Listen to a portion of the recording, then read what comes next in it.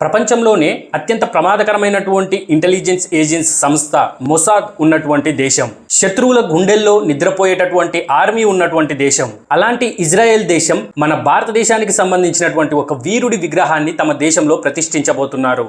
ఆయన మరెవరో కాదు, శత్రువుల పాలిటి సింహస్వప్నం ఛత్రపతి శివాజీ మహారాజ్. కానీ అసలు ప్రశ్న ఏంటంటే, ఇజ్రాయెల్కు మరియు ఛత్రపతి శివాజీ మహారాజ్కి మధ్యలో ఉన్నటువంటి కనెక్షన్ ఏంటి?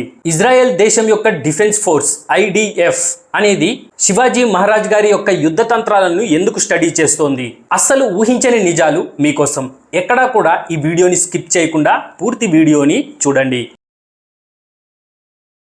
మహారాష్ట్రకు ఇజ్రాయెల్కి మధ్య ఉన్నటువంటి స్నేహబంధాన్ని చాటి చెప్తూ ముంబైలో ఉన్నటువంటి ఇజ్రాయెల్ దేశానికి సంబంధించినటువంటి కౌన్సిల్ జనరల్ యానివ్ రేవాజ్ ఈయన ఒక సంచలన ప్రకటన చేశారు.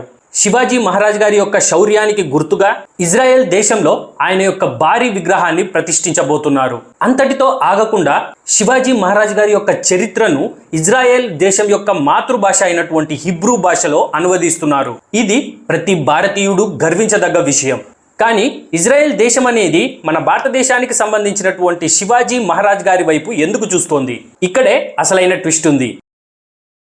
మీ అందరికీ బాగా తెలుసు, ఇజ్రాయెల్ దేశం చుట్టూ శత్రు దేశాలు చాలా ఉన్నాయి. చిన్న దేశమైనటువంటి ఆ ఇజ్రాయేలు చుట్టుపక్కల ఉన్నటువంటి దేశాలను ఎలా ఎదుర్కొంటోంది?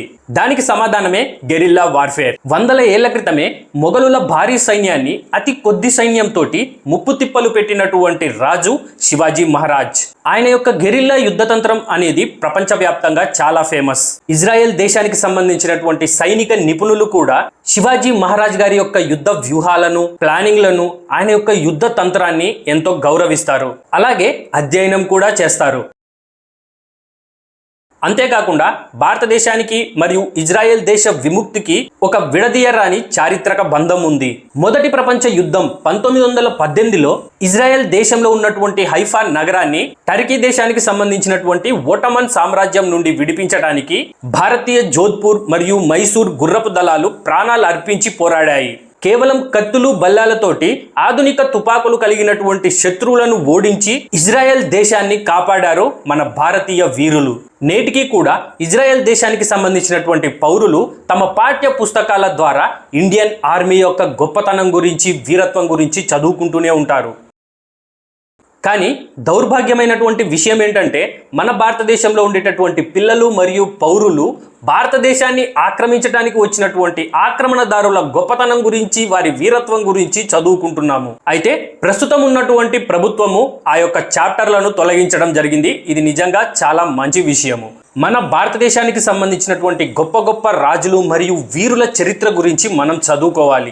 అంతేకాని మన భారతదేశాన్ని ఆక్రమించడానికి వచ్చినటువంటి విదేశీ రాజుల గొప్పతనం గురించి మనకు చదవాల్సినటువంటి అవసరము ఏమాత్రము లేదు. ప్రస్తుతం అయితే మన భారతదేశానికి సంబంధించినటువంటి పాఠ్య పుస్తకాలలో ఈ విదేశీ ఆక్రమణ రాజుల చరిత్రను పాఠ్య పుస్తకాలలో నుంచి తొలగించడం జరిగింది. శివాజీ మహారాజ్ గారు కేవలం ఒక ప్రాంతానికి పరిమితమైనటువంటి రాజు కాదు.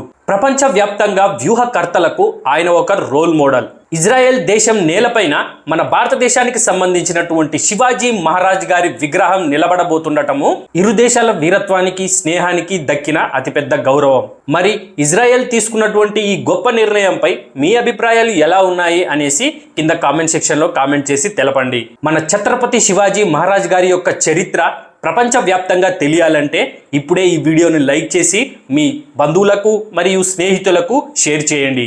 ఇలాంటి మరిన్ని ఆసక్తికరమైనటువంటి విశ్లేషణల కోసం మన ఛానల్ని ఇప్పుడే సబ్స్క్రైబ్ చేసుకోండి.